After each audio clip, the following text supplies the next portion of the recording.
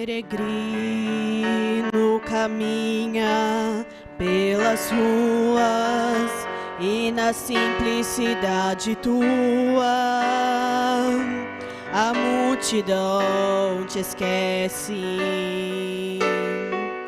indiferente às notícias, às manchetes e tudo mais que acontece.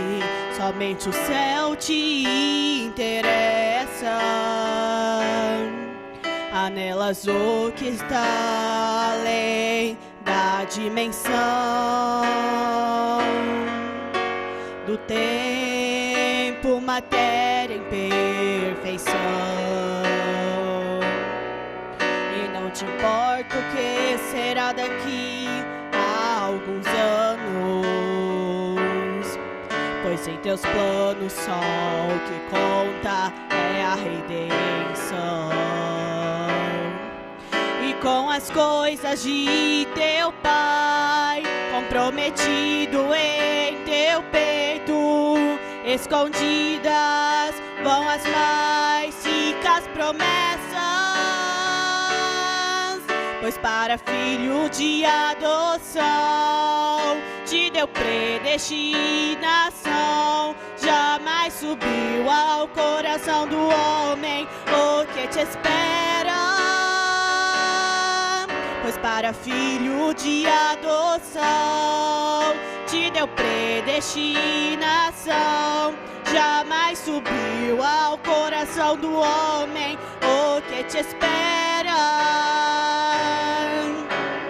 Ah, se fosse dado a conhecer, meus próprios reis pudessem ver quem é você e de onde vens, se curvariam aos teus pés pra ter um pouco do que tens, servindo ao Deus de quem tu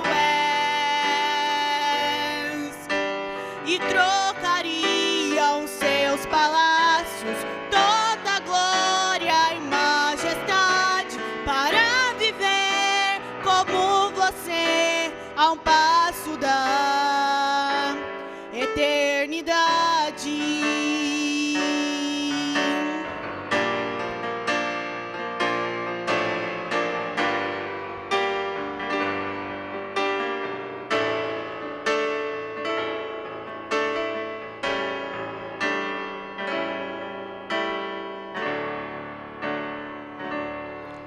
Há nelas o que tá além da dimensão do tempo, matéria em perfeição. E não te importa o que será daqui a alguns anos, pois em teus planos só o que conta é a redenção. E com as coisas de teu Pai, comprometido em teu peito, escondidas vão as mais ricas promessas.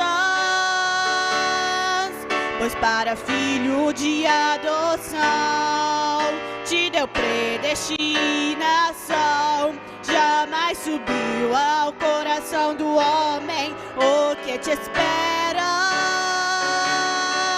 Pois para filho de adoção te deu predestinação. Jamais subiu ao coração do homem o que te espera.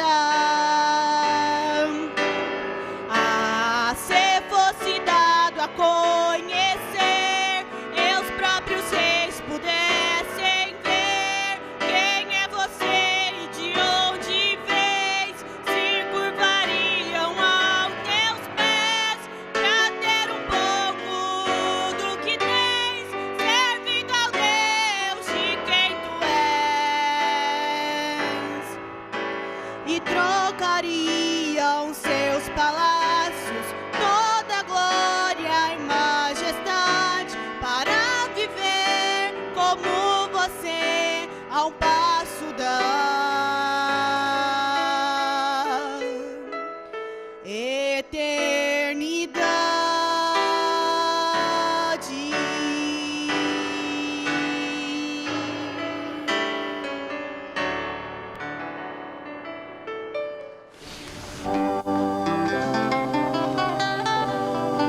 nos ajude, só com a ajuda dele, né? Pois bem, nós ainda vamos continuar. Eu creio que termina hoje a mensagem Cristo, Mistério de Deus Revelado, não? Nós temos algumas perguntas, algumas observações, coisas que, aliás, eu estava olhando a ordem da igreja. A escola dominical ela é dividida justamente em 2 períodos. A parte da escola e depois vem o sermão. E o que nós temos feito mais ou menos correto, não é? Na verdade, às vezes dividiria a igreja até em classes, mesmo de adultos, né, com professores e tudo. O que não é possível para nós, não é?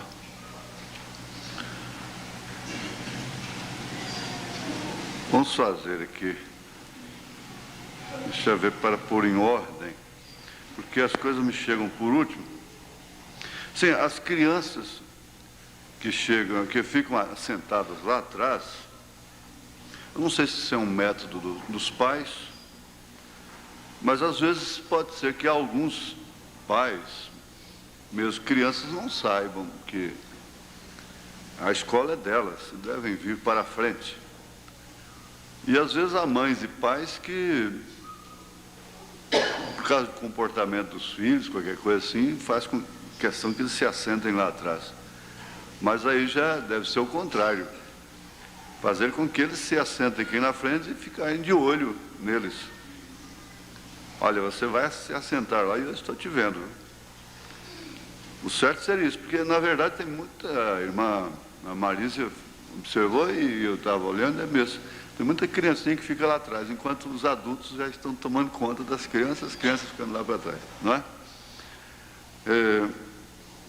Eu estimularia, sim, contudo, se é uma decisão do pai, da mãe, fique como está, mas a criança não tem esse direito de decidir, não, eu vou ficar aqui atrás. Só se os pais estão querendo, apoiando, não é? Mas a criança não pode decidir, vem para a classe. Ela diz, eu não vou para a escola, eu vou ficar em casa. Você diz, não, você vai. Então os pais podem policiar seus filhos, não é? Devem, aliás. Não é só durante a escolinha, durante todo o culto. Eu estava dizendo para uma menina muito querida aí, não é? Eu disse, a sua sobrinha vai ficar igual a você, não é? Porque é difícil você assistir um culto, chegar, sentar, desde criança. Não é só ela também, algumas... assistir aquele culto sentadinha desde o princípio até o fim. Sai, muda de lugar, sai. Olha, elas vão ficar do mesmo jeitinho de você. Isso brincando, né? Não há um menino que orasse aqui na frente, um menino homem. Menino só pode ser homem, né? Menino homem. Não há um menino que esteja fazendo um culto doméstico em casa? Será que seus pais não estão pondo vocês para orar? É meio custoso. Não houve um menino que orasse? Só as meninas. Só as meninas, é? Vocês brincam de culto? Vocês brincam de revólver? De bandido? De delegado? De cadeia? E brinca de culto, faz um púlpitozinho, sobe no caixote de querosene, que não tem mais, sobe na cadeira. E naquelas brincadeiras de culto que a gente tinha, a gente pregava, cantava, e no sério mesmo, tem até o diácono para manter a ordem, né? E o irmão fulano vai orar, e tal. Aí eu admirei isso, não tem um menino que orasse. Agora, o pastor Wagner Marques pregou quarta-feira aqui. Quarta-feira foi que dia do mês? Hoje são 10. Hã? 6. Dia 6. Guarda isso. A fita do dia 6 de novembro de 1991. E se fosse haver um julgamento das mensagens do ano de 91, eu acho que dificilmente vai ter uma que vai superar aquela em todo o seu conteúdo. Para mim foi a maior mensagem do ano. Foi dia 6 de novembro de 1991. Então, moça, antes de você entrar por um caminho, ouça aquela fita. Os pais deveriam, que não vieram, deveriam pegar a fita, sentar-se com a sua família, o gravador no meio, senta aqui. Se pode ter outras coisas, pode ter um gravador. Mas senta-te aqui. Todo mundo. E vamos ouvir essa fita. Não, senhor, você come do meu pão. Senta aqui. Vamos ouvir. Cada um. Mulher, filhos e filhas, assentados ali ouvindo. E todas as vezes que você estivesse entrando por um caminho, você deveria ouvir essa fita do pastor Wagner. Mas ele desejou 1000 Luiz Mendes. Naquela noite eu desejei 10.000 Wagner Marques. Ele falou isso, que desejava 1000 Luiz Mendes, antes, na introdução da mensagem. No fim eu pensei assim, e quantas vezes o diabo chegou para mim cara a cara para fazer aquele rapaz parar de pregar. Isso, Satanás, né? Então eu, ali do meio da mensagem para o fim, eu pensei assim, se tivesse 10.000 Wagner Marques nessa hora pregando no mundo, né? Antes de você entrar por qualquer caminho, ouça aquela fita, mesmo você que estava no culto. Pastor Wagner Marques, o título da mensagem é Não Vá por Esse Caminho. Não é, não cresce? Hã? Como é que é o tema?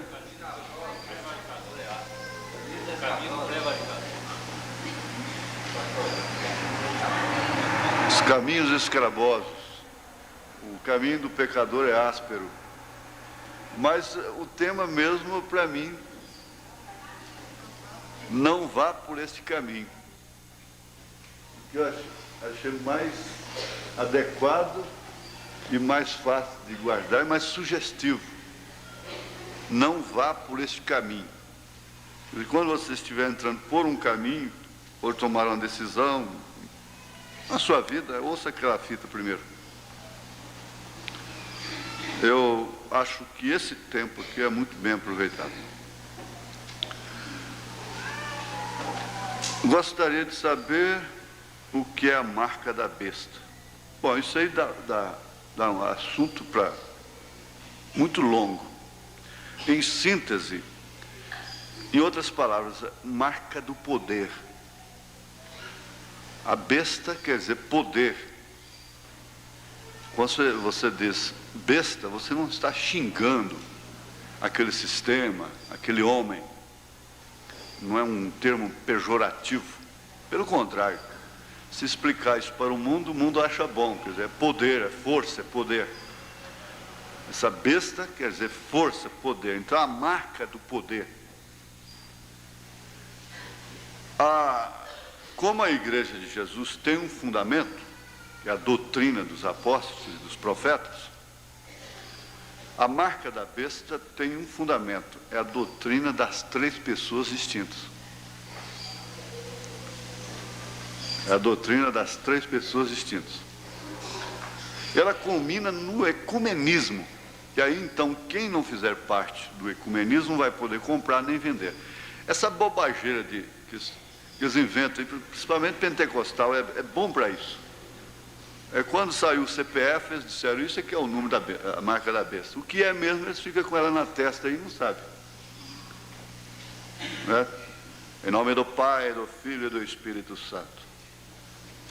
Jesus nunca disse, aquele que orar em nome do Pai, do Filho e do Espírito Santo receberá. Ele disse, aquele que pedir em meu nome. Em meu nome. E que em seu nome fosse pregado o arrependimento. E os apóstolos batizaram em nome do Senhor Jesus Cristo. A pessoa que tem revelação sente até mal, sente mal até. Quando houve um término da oração em nome do Pai, do Filho e do Espírito Santo. Não tem sentido bíblico isso. É a cegueira. Agora, não é tudo, porque aí tem as testemunhas de Jeová, entre aspas, que não creem em Trindade. Tem os unicistas também que não creem em Trindade. Então, não é só isso. Por isso que a mensagem toda, por exemplo, das 7 eras, é uma resposta para isso. A era de Éfeso, todas as 7 eras e os selos, é uma resposta. Mas aí a pessoa assinou o nome, a irmã, fique sabendo que ela parte disso aí, a força, a marca do poder. Porque você então conhece os 4 cavaleiros de Apocalipse 6. Mas ele cavalga, né? Somente é o mesmo cavaleiro. Ele muda de cavalo. O cavalo branco, o cavalo vermelho, o cavalo preto e o baio, que é uma mistura de cores. Porque ele ainda não é a besta. Ele é a besta potencialmente. Ele é a besta potencialmente. Hoje ele ainda é o falso, o anticristo e falso profeta. Quando ele for a besta, é que o diabo encarnará nesse sistema, então ele vai decidir, porque ele está com ouro. É porque sexta-feira eu preguei aqui, casamento, está bem, mas se você tirou a síntese, você entendeu que o noivo tem uma casa para levar, tem um barraco, tem um rancho, tem uma carroceria. Jesus tem uma casa de ouro. Mas aí eu pergunto, onde é que você arrumou esse ouro? E esse ouro que está lá, aqui, na terra, no poder da besta, foi tirado das nações. Foi enfraquecendo as nações. Enfraquecendo povos. Foi roubado, portanto. Foi roubado das nações, principalmente do Brasil. Agora Jesus não. Jesus não roubou de ninguém. Então ele terá poder aqui, principalmente partindo da força do ouro. Porque é o estado menor do mundo, porém o maior em riqueza. O estado da besta. Ele governa, ele tem poder político e religioso. Ele é recebido como chefe de Estado e chefe religioso. Então ele tem poder, ele recebe poder. O poder dele ainda está limitado, mas ele já manda fechar um país aí, no dia da Aparecida, o país tem que fechar. Não importa o quanto prejuízo. Se eu fosse presidente da República, eu ia fazer isso por um bocado de tempo. Todo dia da Aparecida eu ia tirar o prejuízo e construir casa. E botar, não dava o feriado. Vocês comemoram dia domingo. As padroeiras das capitais, eu faria a mesma coisa. Vocês não iam tomar esse prejuízo mesmo? Então vamos somar tudo aí na máquina. Ministério da Economia, soma isso aí, vamos construir casas. Mas dentro de pouco tempo não faltava casa para ninguém. Nem para os periquitos. Aí então é que ele montará o cavalo baio, a mistura de cores, o amarelo, e quer dizer morte. Ali sim, ele terá poder total, que as nações vão estender as mãos para ele. O dinheiro do mundo todo está enfraquecendo. Só o ouro resistirá. Então, ele terá poder político, religioso, total. E só vai comprar e vender quem pertencer ao ecumenismo. Adorar a imagem da besta. A imagem da besta é, finalmente, o ecumenismo.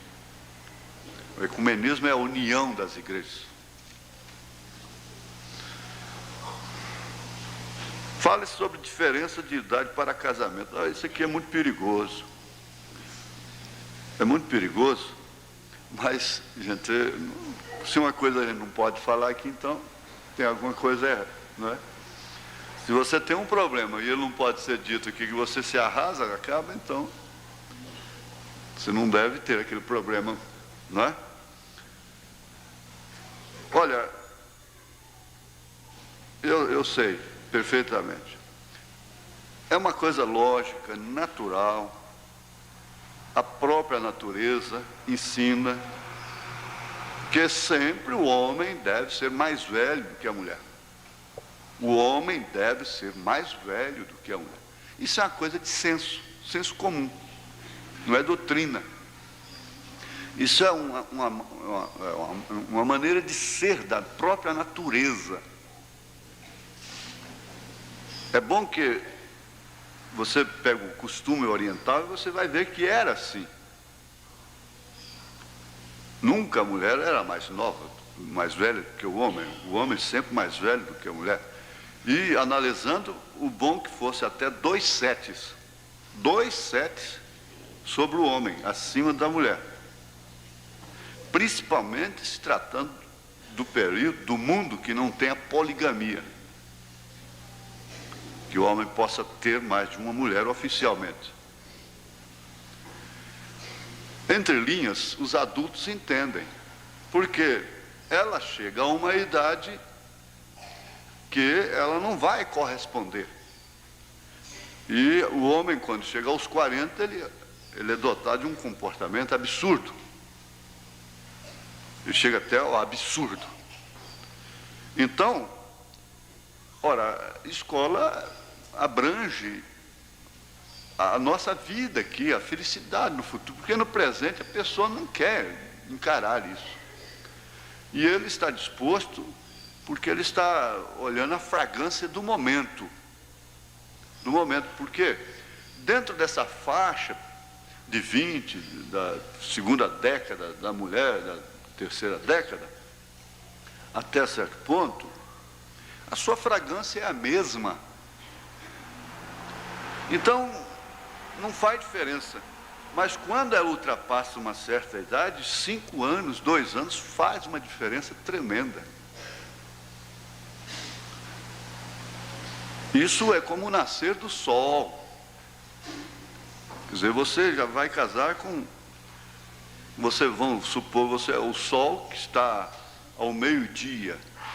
Casar-se com a moça que está às 3 horas da tarde. Não é? Então, o homem é o sol, a mulher é a terra. Tem que ser assim. Ela está sempre dependendo do sol. E mesmo do outro lado, ele aquece a terra. Você não vai pensar que se o sol escurecer, apagar à meia-noite, à meia-noite aqui no Brasil, aí que você vai ver o que é trevas. Ainda existem clarões, reflexos, através dos astros, da própria Lua, que é um satélite da Terra, e que não tem luz própria. O Sol é que reflete nela, e ela então reflete na Terra. Agora, respeitando sentimentos, toda regra tem exceção. Só uma coisa, é que o homem, o rapaz, na hora, ele está aceitando tudo, viu? Agora vamos ver depois. Vamos ver depois, a hora que chegar as circunstâncias biológicas da mulher, das quais ela não pode fugir. Então você pode fazê-la infeliz. Fazê-la infeliz. Porque esse caso dentro da segunda década, com diferença, ela sendo mais velha 2 anos, 3 anos, e coisa e tal, pelo menos ainda, não é? Dependendo de sua conservação, vocês entendem, entre linhas vocês entendem. O certo seria isto. Agora, eu não posso ir além disso. Eu respeito qualquer um, se Se um rapaz aí de 20 anos, eu sei que isso é um absurdo, não é? Um rapaz de 20 anos casar com uma mulher de 60 anos. O senhor faria o casamento dela? Eu sei que isso é uma aberração, deve ter dinheiro, qualquer coisa, não é? Seria uma coisa esquisita, isso é uma vergonha, não é? Mas, fora desses absurdos, desses extremos, eu faço o casamento com diferença de idade, tanto para um lado como para o outro. Eu não... Isso é problema seu. Agora, eu só diria para o homem: bom, meu filho, você hoje não está. E eu falo com experiência. Tem 30 anos que eu estou pregando o Evangelho. Mais de 30 anos que eu prego. No pastorado já passou de 20 e tantos anos. E eu tenho vivido experiência. Eu vi moço, rapazinho com 18 anos, esperando a idade chegar, para poder, chorando na mesa, lágrima pingando assim, para casar com moça mais velha. E teve que esperar a idade. Não queria nem esperar completar a idade, porque ainda está fedendo ovo. Moça tão boa, tão amável, tão dócil, coitada. Assim, não foi muito tempo. Ela já não foi suficiente para ele mais. Mas não é só esse caso, muitos casos. Se com essa outra vantagem, com esse bom senso, a coisa já não está indo nem na metade do caminho, já pensou do outro lado? Agora, o que é impossível para os homens é possível para Deus, né? Isso é uma questão de fé, uma revelação. Então, que todo mundo respeite, ninguém tem nada com isso, simplesmente olha. É a resposta que eu tenho sobre o assunto. Pastor, eu gosto de passar limpo aqui, mas recebi agora. E não dá tempo, assim, para a gente dar uma resposta mais precisa. No primeiro selo, parágrafo 128, diz que o nome Jeová não é correto.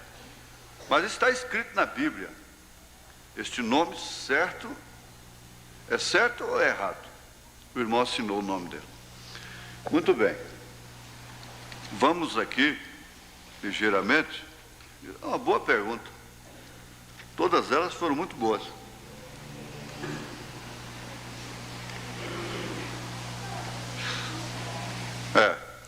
O rádio, quer dizer, está havendo um alerta pelo rádio para que as mulheres de cabelos longos tenham cuidado com os ladrões de cabelo. Estão agindo em Goiânia. Estão matando por causa de tênis, né? Por causa de tênis.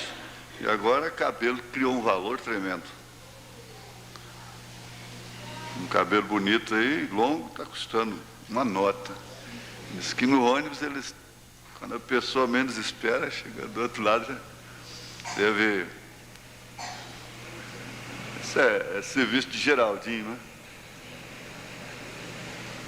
Como é que é? Ele não está aí. Porque todo Geraldinho é Peralta. Dos que eu já conheci até hoje, o que é mais ou menos assim, quietinho, é aquele da sorveteria ali. Ele mandou um sorvete ontem aqui pro mutirão, cheio de pimenta, amendoim com casca. Só que eu nem provo sorvete, né? Nem provo. Eu nem estou nessa. Tem gente lá que está... E o pobre coitado não quer perder o sorvete e fazendo careta e vai assim mesmo, né? De vez em quando mascando amendoim com casca. Esse é o melhorzinho que eu conheço. Esse é o melhor deles, né? Só que uma vez eu fui lá, tinha uma barata no sorvete. Essa hora ele passa mal, ele não gosta, não. Mas foi o irmão Sebastião Veras que pôs. Eu sei que o homem está dentro do ônibus assim, ó. E todo mundo dá licença e coisa e tal. Por que o senhor não encola esse braço? O senhor não está vendo que eu estou carregando a melancia? Olhou, o ladrão já tinha levado muito tempo, ele percebeu. O ladrão faz assim, você não percebe. Então, tome cuidado com o seu cabelo. E andar sozinho em certos lugares, e certas horas da noite, né? Tome cuidado. Aliás, não é só por causa de cabelo, não. A coisa está custosa, não? Principalmente no Brasil. Eu estava vendo no avião três personagens viajando no mesmo avião. Não é lugar de piada, mas é história, não é? Piada para nós aqui é aquele que tem coisa suja no meio. E tem a anedota, tem a historinha, aquela coisa. Agora, comumente chamam de piadas aquilo que faz rir. Mas eu gostei daquilo que eles distraem no avião. O francês botou o braço para fora e disse: estou sentindo a atmosfera de cultura. Nós estamos sobrevoando a França. Aí o americano botou o braço para fora e depois falou: nós estamos sobre os Estados Unidos. Por quê? Porque eu estou sentindo tecnologia. Daí a pouco o brasileiro botou o braço para fora e disse: nós já estamos sobre o Brasil. Por quê? É porque meu relógio foi embora. Levaram meu relógio. Então, essas brincadeiras divertem. Você sabe você andar aí com certo relógio, conforme o valor? Não é, irmão, isso? A coisa é marca, dá lembrança. Os professores sempre procuram fazer uma coisa que marca, que dá lembrança, né? Então, você lembra da melancia? Você ficou lá com o braço aberto. Mas brincadeira, não é? Isso é serviço do outro Geraldinho, não é do Geraldinho da Pimenta, não.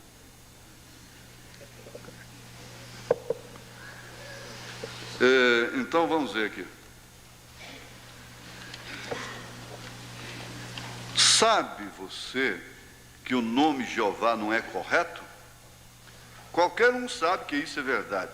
Você, doutor Vale, nós não temos o doutor Zé Berto aqui hoje? Não. Doutor Vale, sabe disso. Os tradutores não puderam traduzi-lo. Se soletra JVHU. Isso não é Jeová, nem sequer se aproxima, porquanto não sabiam a tradução, então puseram Jeová. Porém, esse não é seu nome. Cada vez que há uma vitória, ou que algo significativo sucede, um nome é mudado. Veja como foi nos dias de Hebrão. Então, ele está fazendo referência a isso. Agora, irmão, eu tenho aqui, eu não tive tempo, em passaria, mas o irmão Branham está certo mesmo, absolutamente correto, quando ele diz isso. Porque o nome é tão sublime, o nome de Deus, que eles até precisavam, é uma pena especial que o escriba tinha. Você vai escrevendo assim, com uma caneta, uma pena, vai escrevendo um tratado. Mas quando você tinha que fazer menção do nome de Deus, tinha que trocar de pena, pegar aquela pena que era só para aquilo, só para escrever o nome dele, não podia escrever outra coisa. De maneira tão sagrada que eles... Entende? Então aquilo não podia ser pronunciado. Eu passei as vistas aqui, depressa, e disse Donai. Trata-se também de uma forma plural que designa Deus por ser pleno de vida e poder, né? Significa Senhor, ou em sua forma intensiva, Senhor de senhores, e Senhor de toda a terra, apontando Deus como governante, a quem tudo está sujeito, e com quem o homem está relacionado como servo, e aí das referências bíblicas. Era a forma favorita do nome divino pelos escritores judeus posteriores, os quais usavam-na para substituir o nome sagrado YHWH, que não tem pronúncia, não tem jeito de pronunciar. Aqui, falando mais de Jeová, não dá para observar tudo, mas diz, o termo hebraico, eu não dou conta de pronunciar, Yahweh, em nossa versão portuguesa, porque o nome Jeová é aqui no português, na nossa língua, né? E em nossa versão portuguesa, usualmente traduzida como Senhor, não é? Algumas versões transliteraram por Jeová. Então, quando você fala Jeová, você está falando Senhor, se referindo a Deus. Porque o Jeová do Velho Testamento é o Senhor Jesus Cristo do Novo. Ou o Senhor Jesus Cristo do Novo Testamento é o Jeová do Velho Testamento. Aí quantas vezes você vê, quando Saulo de Tarso caiu lá no caminho de Damasco, ele era fariseu dos fariseus. Ele não disse, quem és tu, Jeová? Ele disse, quem és tu, Senhor? Essa que foi traduzida, a melhor forma que pode ser traduzida. A melhor forma que eles puderam fazer, da maneira mais divina, mais sagrada, para traduzir esse nome. Agora, é certo que como você vai conhecer o seu outro nome, você vai conhecer também o nome dele lá, porque aqui todo mundo pode falar Jesus, mas aquele nome lá só vai falar a sua esposa, não é? Então, este último nome se originou como segue. O texto original hebraico não contava com letras vogais. Com o tempo, o tetragramaton, YHWH, foi considerado por demais sagrado para ser pronunciado. Daí por diante, Donai, meu Senhor, passou a substituí-lo na leitura, e as vogais desse nome foram combinadas com as consoantes YHWH, formando um nome que em português tem sido transliterado por Jeová. Uma forma que comprovadamente começou a aparecer no início do século XII, depois de Cristo. E aí ele continua explicando sobre o assunto. O irmão Branham está certinho em dizer isto. É que ele fala em síntese, né? Ele fala assim, não está correto, quer dizer, não é exatamente isto. Foi uma forma mais santa, mais respeitosa de tratar, de falar o nome de Deus. Então eles falam Jeová, mas não é que esse seja realmente o seu nome. Você o saberá. Amém? Eu acho que mais do que isso eu não dou conta não. Só se continuasse lendo aí, e o nosso tempo não dá, não é? Vamos ver mais uma vez Colossenses, capítulo 1.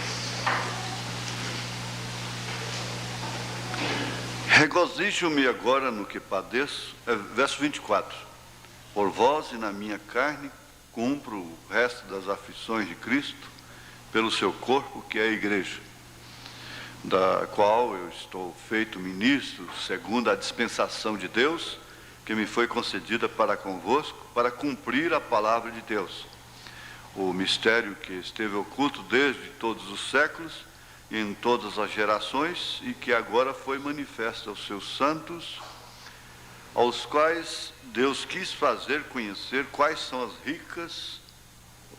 são as riquezas da glória deste mistério entre os gentios, que é Cristo em vós, esperança da glória, a quem anunciamos, ademostrando a todo homem, ensinando a todo homem que em toda sabedoria, o homem em sabedoria, para que apresentemos todo homem perfeito em Jesus Cristo. E para isto também trabalho, combatendo segundo a sua eficácia, que obra em mim poderosamente. Senhor, mais uma vez nós voltamos a agradecer-te, porque ainda podemos nos colocar de pé diante da tua palavra e pedir perdão dos nossos pecados. e dizermos para Ti que estamos realmente sentidos com muitas coisas que nós praticamos e que realmente não combinam com o nosso pensamento, com a nossa maneira de crer. Porque na verdade nós cremos em tudo que é verdadeiro, em tudo que é honesto, em tudo que é puro. Nós cremos dessa forma. Nós cremos numa família completa. Nós cremos no respeito mútuo, na honestidade, no pudor, na sinceridade. Então, Senhor, talvez nós estejamos vivendo uma coisa que não cremos. Isso nos faz afligir muito a alma. Mas, por outro lado, isso nos distingue dos demais, porque os demais não estão incomodados com isto. Em nome de Jesus Cristo, ó Deus, ajuda a cada um ser beneficiado com Tua palavra, mas nesta manhã, mas neste dia, Senhor, em nome de Jesus Cristo, amém. Amém. Assentai-vos.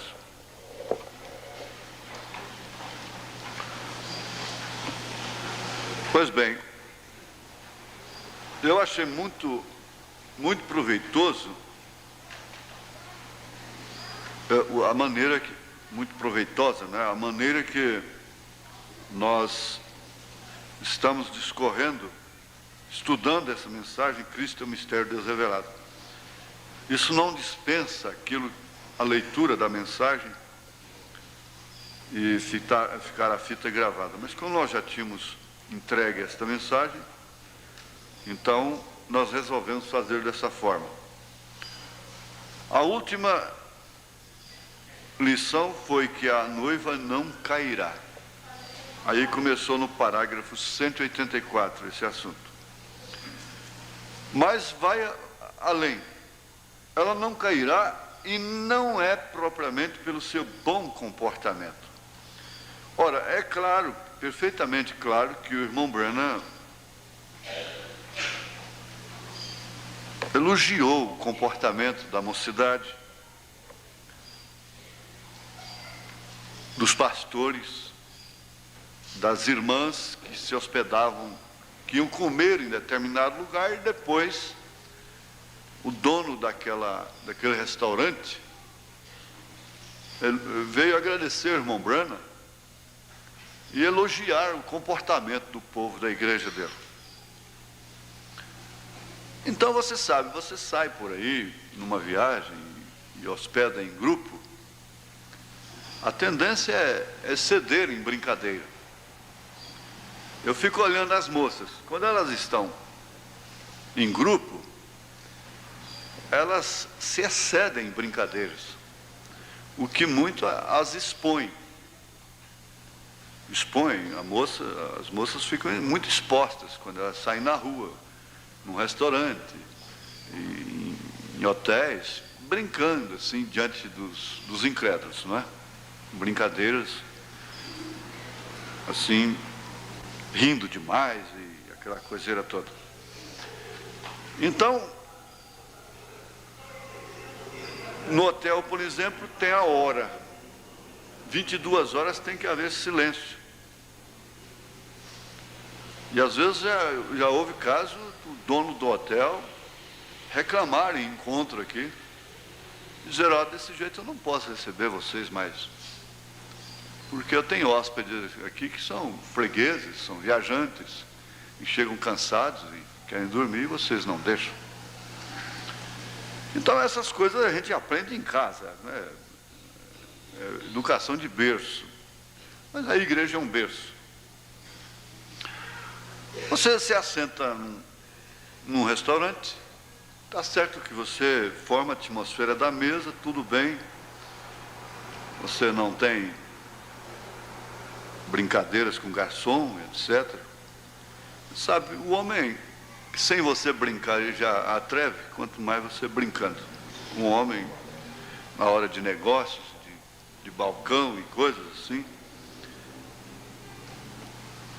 Você entende isso. É um senso que você tem da sua ordem, conduta de vida. Então forma aquela atmosfera ali entre si, sorriam, brincam, contam uma coisa e comem uma coisa que não gostou, faz isso, faz aquilo, tudo bem.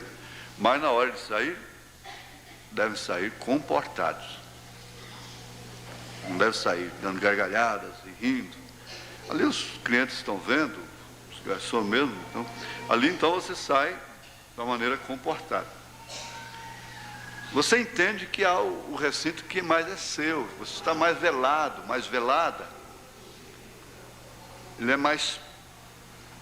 não te expõe. Você vai se assentar em grupo, numa mesa, e ficar todo mundo sério. Ele conversa, né? Sorria. Às vezes canta, às vezes um faz o discurso, não é? Outros batem palmas, tudo bem. Mas na hora de sair, não. Aí já sai todo mundo dentro de uma postura, não é? Porque senão você deixa uma impressão não boa ali. Dependendo das brincadeiras, tudo é natural na mesa, não é? Para eles, na mesa. Mas na saída não, aí já encara como esses jovens jogados aí do mundo. Então, vai fazendo essa diferença. O bom comportamento. Bom comportamento, ele é elogiado e ele deixa a pessoa mais descansada. Você sabe que a gente às vezes falou muito e eu volto insatisfeito para casa, batido. Às vezes perco o sono porque tanto cuidado que eu tive, tanto tempo, minha língua agora daria a conversar demais.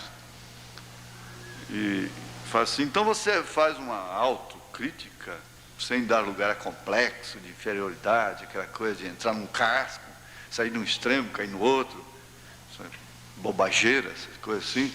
Não. Tudo tem o seu centro. Mas você faz a sua autocrítica, não é? Você, olha, eu falei coisas que eu não devia ter falado, e fica chateado.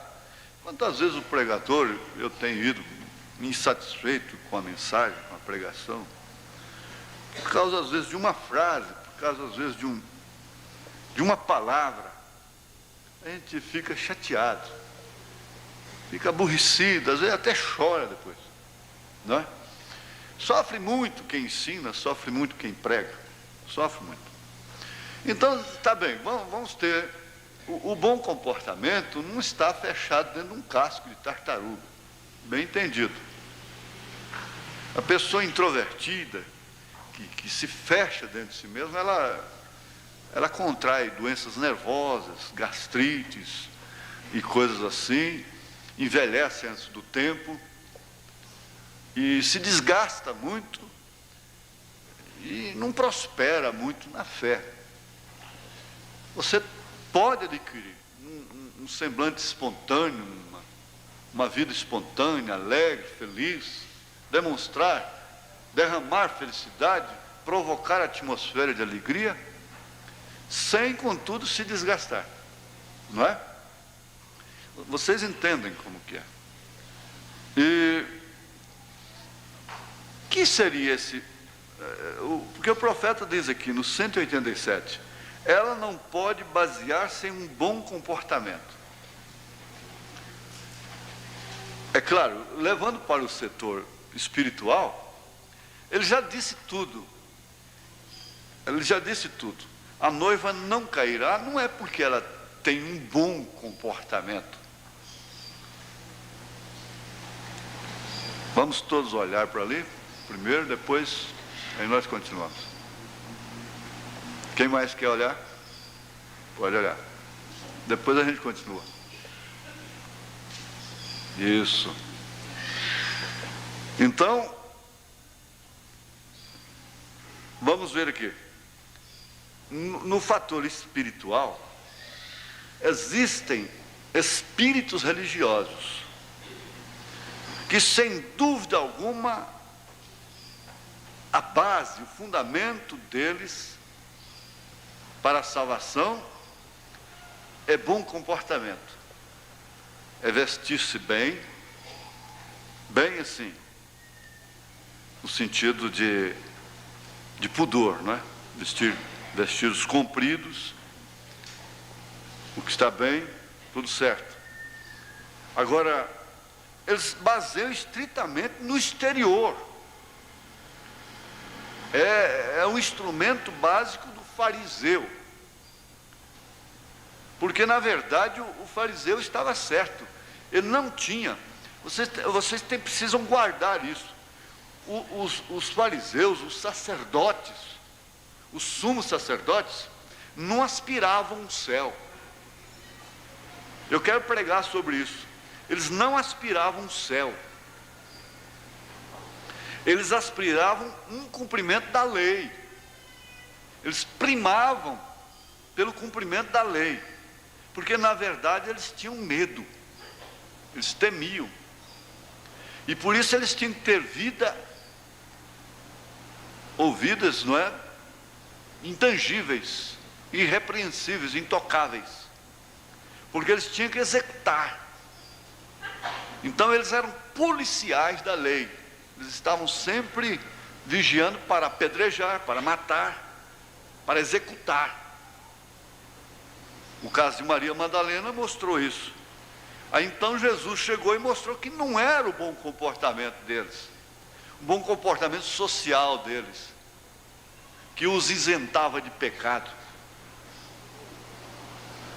Jesus chegou e disse: aquele que estiver sem pecado, atire a primeira pedra. Pronto. Foi o suficiente para esclarecer o assunto. E você tem a base.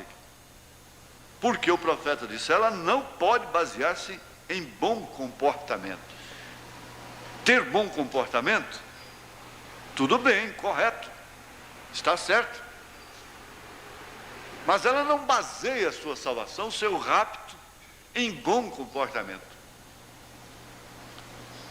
Porque o mau comportamento quem tinha era Maria Madalena. O mau comportamento social quem tinha era o ladrão crucificado. O mau comportamento era da samaritana. E o bom comportamento social era deles. Mas foi justamente por isso que eles rejeitaram. Mas a função deles era essa. Eles não estavam procurando uma cidade como Abraão estava. E por isso eles nunca foram filhos de Abraão. Porque os filhos de Abraão estão sempre aspirando àquela cidade que Abraão desejou. Entendeu? Então fica fixado isso aí. Esse é o parágrafo 187, mas vamos até o 189. Vamos ler o 187 e depois... Como ele fez, o que aconteceu na prefiguração agora? Ele abriu o lado de Adão e tomou parte de sua carne, a qual era Adão, para fazer Eva. A noiva tem de ser a palavra, pois ele é a palavra. Ela não pode basear-se em credos. Ela não pode basear-se em denominação. Ela não pode basear-se em bom comportamento. Ela tem de se basear só na palavra. Só na palavra. Porque ela é parte dela. Ela foi tirada de Cristo. Estão vendo?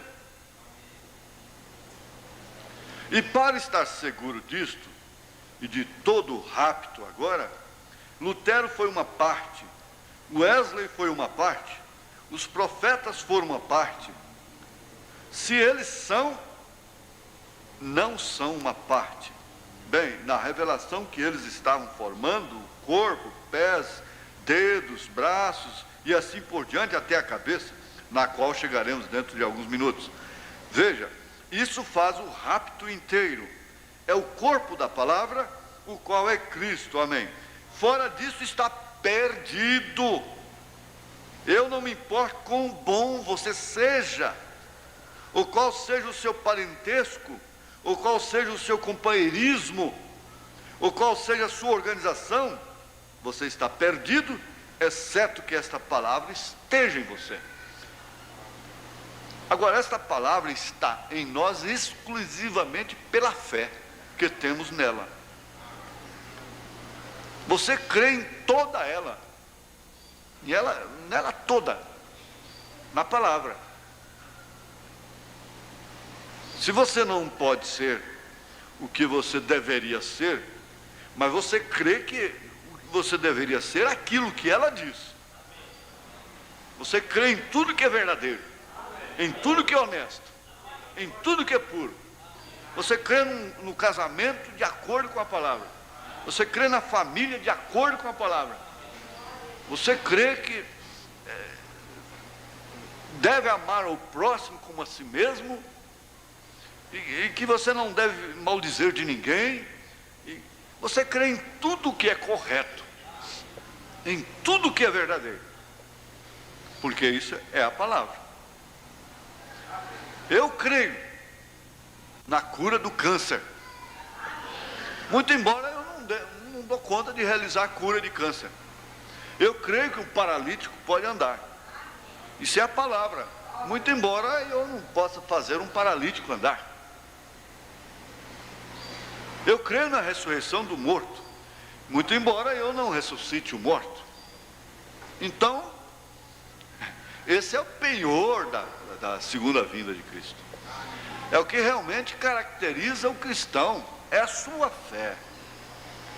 Agora, é claro, é sua maneira de viver, conforme Tiago afirma. Nós não vamos ficar só neste aqui, porque senão a gente não termina. Mas a gente vai ligando um fato com o outro. Vamos ver José lá no Egito, parágrafo 194. Eu não estou fazendo uma conjunção de mensagem. Eu estou procurando terminar o comentário da mensagem Cristo, Mistério, Deus Revelado. Não sei se o assunto de José aqui vai casar com este. Ele se expressou em José, nasceu no meio da denominação, seus irmãos. Eles o odiavam sem causa, porque ele era espiritual. Ele tinha visões, Deus estava com ele, ele podia interpretar sonhos, e seus irmãos o odiavam. Ele foi vendido pelos seus irmãos por quase 30 peças de prata. Bem, exatamente como ele foi vendido por Judas Iscariotes, um de seus irmãos, por 30 peças de prata. Ele foi jogado numa vala e julgava-se estar morto. Isso é correto. Foi dito ao pai e a eles que ele estava morto. Aquele que foi lançado nesta vala, levantado, e foi à destra de Faraó. No calabouço, como ele sofreu ali. E ali havia 2 salvos, o copeiro e o padeiro. Um deles se perdeu e um foi salvo, melhor dizendo. E o copeiro, um deles se perdeu e o outro se salvou. Exatamente como na cruz, quando ele estava em sua casa de prisão, impugnado na cruz pelos nossos pecados. Quando ele se tornou um prisioneiro, um ladrão, se perdeu e um se salvou. Veja precisamente. Então ele se tornou a mão direita de Faraó, o rei com o qual ele sonhou, que teve a visão que ele se assentaria aos pés do rei, e toda a autoridade no Egito lhe foi dada. Sua visão tinha de acontecer. Ele pode ter estudado isto muitas vezes, enquanto estava nessa prisão ali embaixo. Ele estava ficando barbudo e assim por diante. Porém ele a estudava. Algum dia sua visão tinha de acontecer. Ainda que demore, tem de acontecer. Como eu falei na última noite, ou na noite anterior, quarta-feira à noite aqui no culto. Veja, tem que acontecer, ou tem de acontecer. Quando Deus assim diz, tem de acontecer. Isto é um profeta vindicado e tem de acontecer, porque isto é a palavra de Deus. E a palavra vem somente ao profeta, A palavra profeta significa um revelador da palavra divina escrita, da mesma maneira como faz um que prediz. Vejam o vidente. Notem, e o vidente, como aquele que você sabe que está dizendo o futuro, ele é divinamente vindicado ao prever, e acontece. Se houver um que for profeta, falará a vocês e lhes dirá certas coisas que acontecerão. E se não acontecer, não o ouçam. Porém, se acontecer, então eu estou com ele. Seria melhor vocês temerem-no, porque eu estou com ele. Vejam vocês, é exato, ali está a vindicação. Ali é onde você sabe se é a verdade ou se não é. Agora nós estamos vivendo, irmãos, vem a mensagem. Nós estamos vivendo um período de contradição. A sua vida é uma contradição com aquilo que você crê.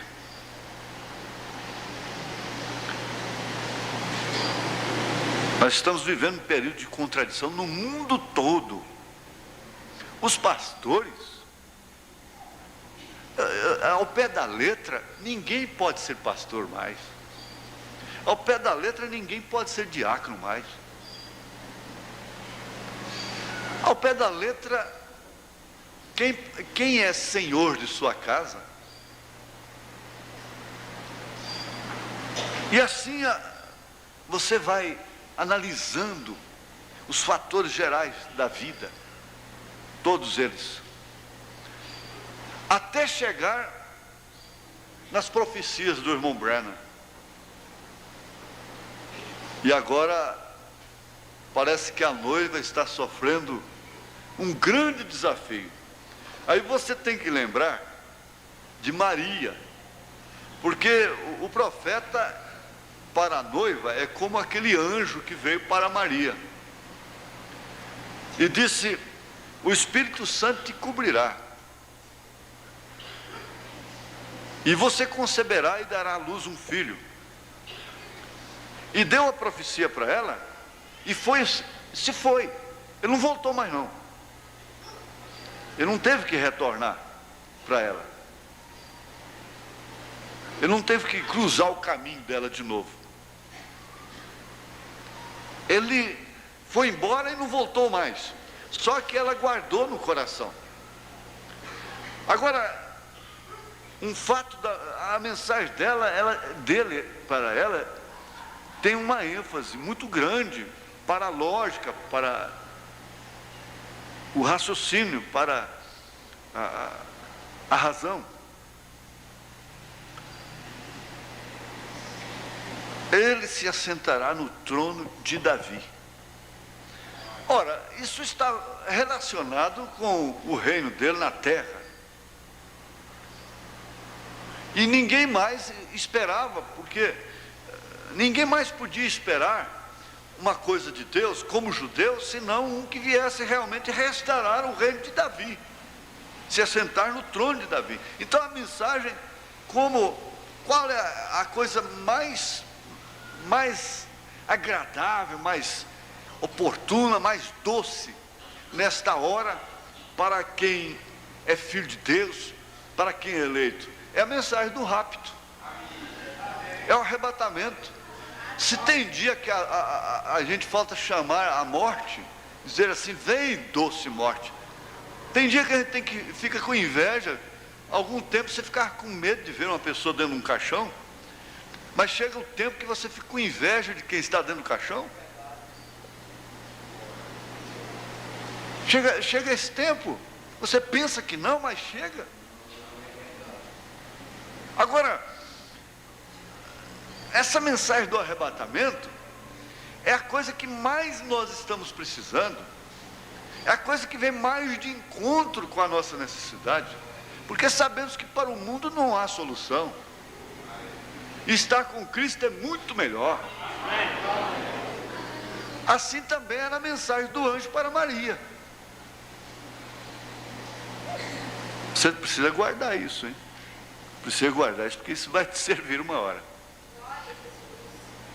Ele será forte, se assentará no trono de Davi. Eu tenho falado várias vezes sobre isso, mas cabe aqui agora perfeitamente. E ela não viu aquilo. Foi uma contradição, porque ele nunca foi forte aqui. Como homem, como Deus encarnado, ele só foi fraco. Ela não assistiu nenhum cumprimento da mensagem do anjo. Por quê? Ela não viu seu filho subir no trono de Davi. Antes, porém, ela assistiu ele sendo levantado no madeiro, cuspido, no Calvário. Você vê, outro dia suspenderam aí o Brasil todo e saiu para o mundo todo um jogador de futebol de nome aí, parece que até da seleção brasileira, cuspiu no rosto de um juiz.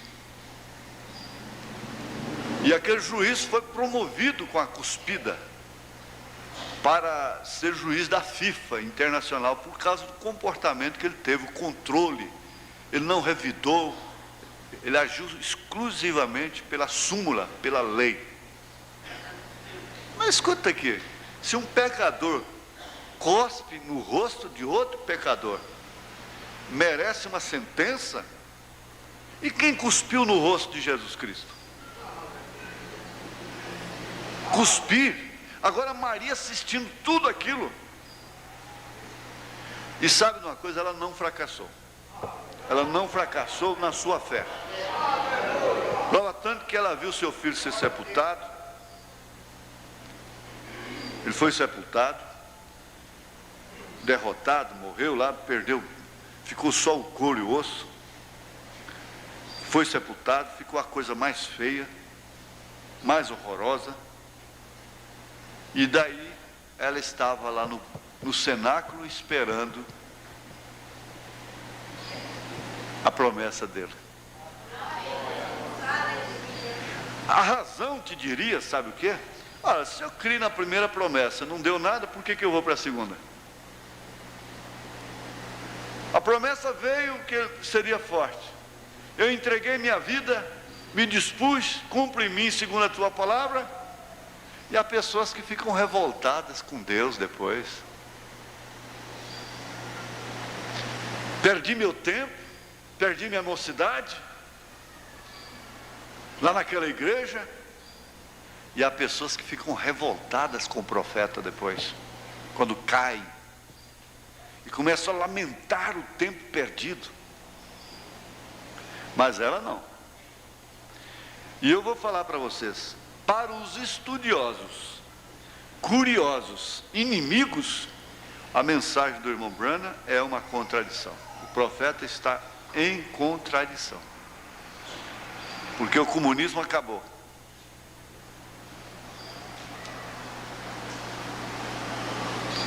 O comunismo acabou. O comunismo está pedindo esmola ao mundo. O muro de Berlim caiu. Moscou está na situação que está. A União Soviética, tudo virando democracia. Mas está caindo em contradição. Então adverte-se aqueles que têm a promessa. Porque o profeta diz, se esse homem diz alguma coisa e aquilo não acontece, então não fique com ele. Não fique com ele. O que diria Maria na hora que eles estavam batendo em Jesus e um repórter chegasse ali? Maria, o que diz você sobre aquilo que você disse que o anjo falou para você? O que será que ela responderia? O que você vai responder para você mesmo na hora da contradição?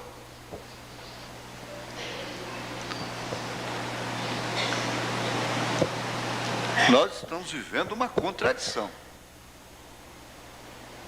O profeta disse, eu creio junto à inspiração divina que por volta de 1977 então tudo estará terminado. Você sabe o que muitos fazem? Dizem, não, já aconteceu. Nós já estamos no milênio e fulano é Elias, é Moisés, é o Senhor. Não, nós dizemos, não aconteceu não. Não aconteceu não. Aí alguém vai lá e diz, bom, o irmão Branham errou aqui num cálculo de matemática, isso é possível. Errou por 10 anos, ele somou errado aí, os cálculos que ele fez. Então é 89 já passou. É o 87, então 87 já passou. Mas afinal de contas, não faz diferença para o eleito se ele tiver que ficar mais 10 anos aqui, mais 20. Porque em outras ocasiões ele disse, ele pode vir daqui 100 anos, ele pode vir daqui 30 anos, ele pode vir daqui 50 anos. Agora os sinais estão dizendo que Deus já está sendo tolerante com essa humanidade. Ela já está pior do que os sodomitas.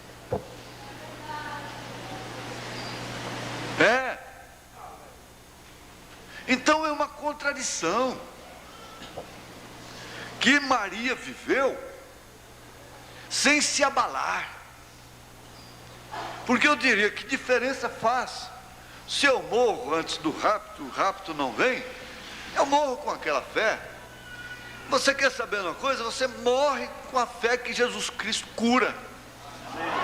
Você está morrendo e não tem doença que possa abalar sua fé. Ora, você crê ou não crê que Jesus Cristo cura? Ele pode não querer te levantar daquela cama ali. Isso é mistério, é dele. Se tu queres, bem podes. Se tu queres, passa de mim esse cálice, mas todavia não se faça a minha, mas sim a tua vontade. Mas não tem ninguém que possa te levar àquela situação. Ah, Jesus Cristo não cura. Não existe cura divina. Não. Ninguém tira isso do seu coração. Ninguém. O profeta disse, ainda que eu orasse por 500 pessoas e todas elas morressem, no outro dia eu estaria pregando cura divina. É assim que é a fé. Ainda que eu não dê conta de viver isso, mas amanhã eu estou aqui. Eu estou crendo nesse arrebatamento. Você não tem maneira de não crer, porque todos os jeitos que você analisa a vida, só há uma solução, é subir. O mundo não está pensando assim. O mundo está forçando a situação para consertos. O mundo quer mudar sistemas de governo, mudando leis, constituições e coisas assim. Eles não sabem que a única solução é o rei, não é presidente mais, não é um congresso,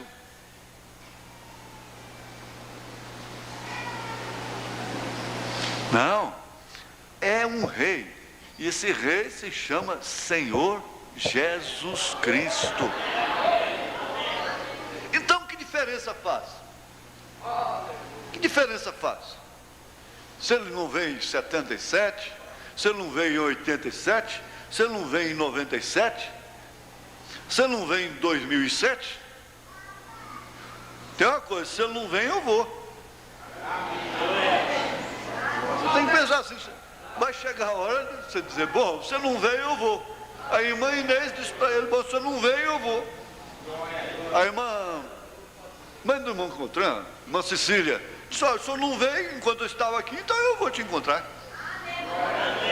A minha irmã Vicença, ele não chegou ainda, eu vou. Eu vou ao encontro dele. Não faz diferença. Você então não, porque disse, bom, mas eu não vou precisar disso. Precisa sim. Você precisa disso. Eu gosto muito de guardar certas coisas, porque certas horas servem. E sempre eu lembro até da mensagem do ferrinho. Você lembra do ferrinho? Quem que lembra do ferrinho? Ninguém lembra do ferrinho, então eu vou contar de novo. O ferreiro tinha lá um monte de ferrinho. E tinha um ferrinho no meio dele lá que ele tinha uma vontade de ser usado, precisa ver, igual muitas pessoas querem ser usadas no ministério, né?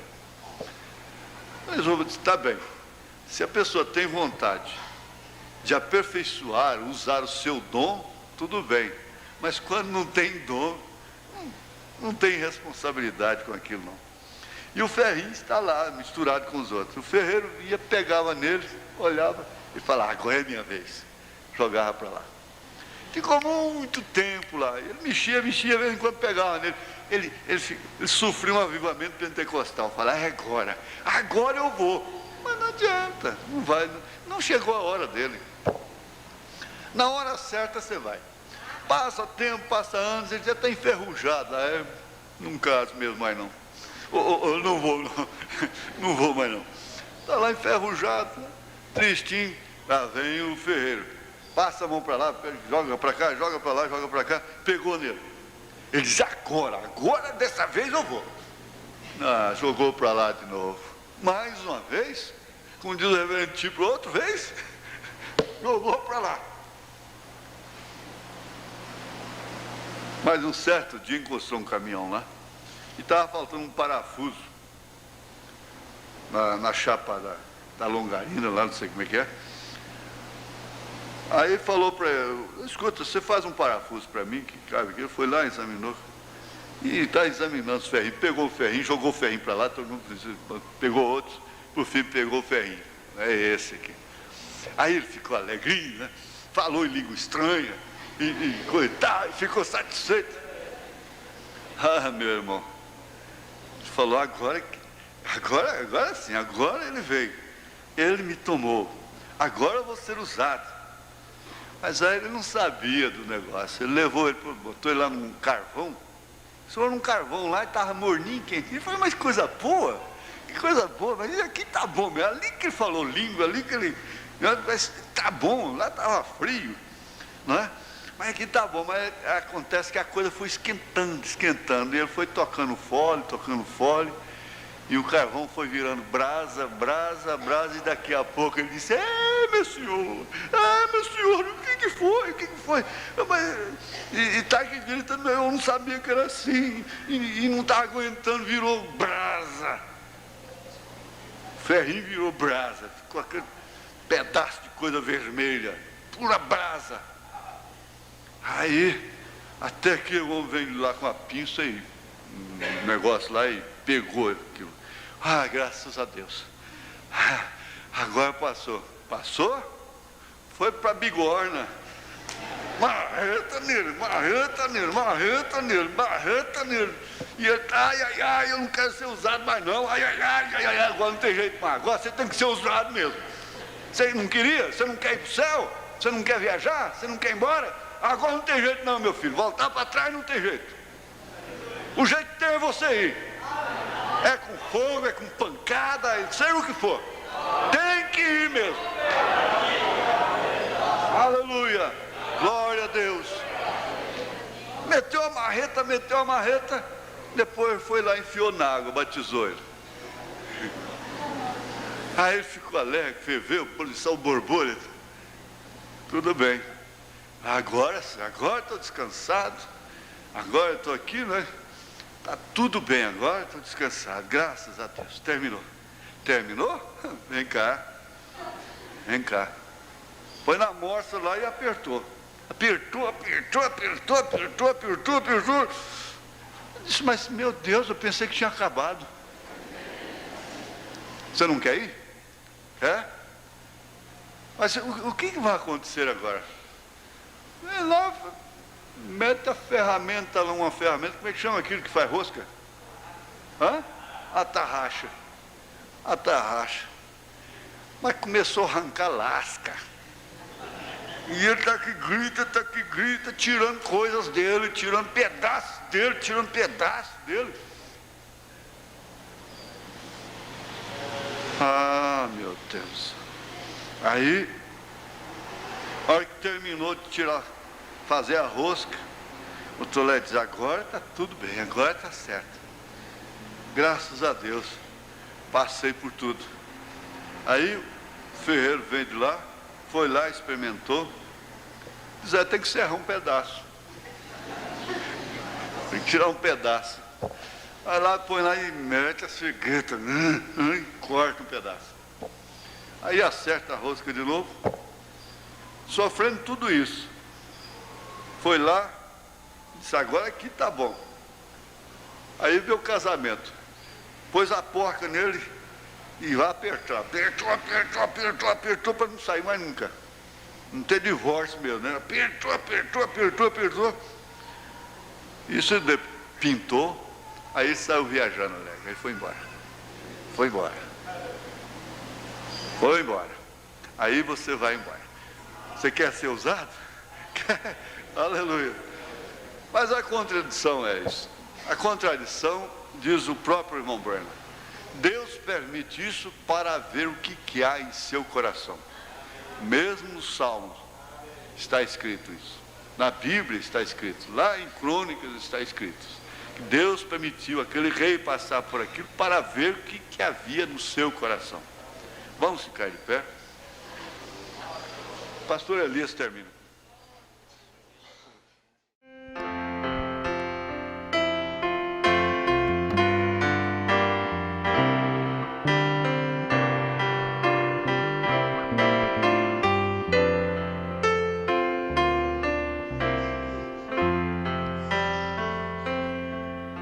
Amor que por amor desceste,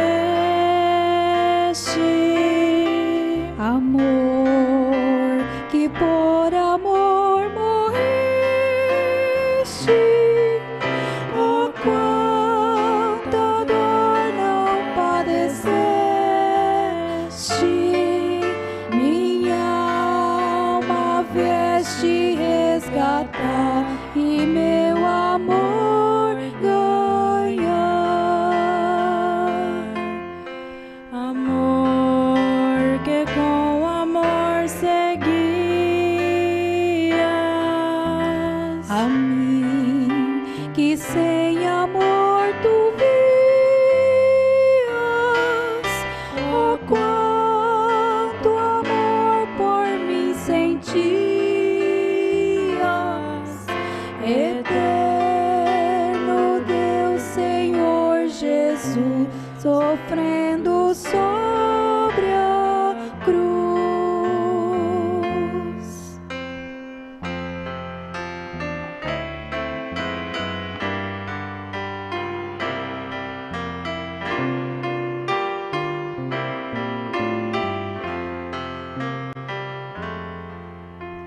Amor que tudo me perdoas, amor que até mesmo abençoas, o réu de quem tu te afeiçoas, vencido, Salvador, por ti, teu grande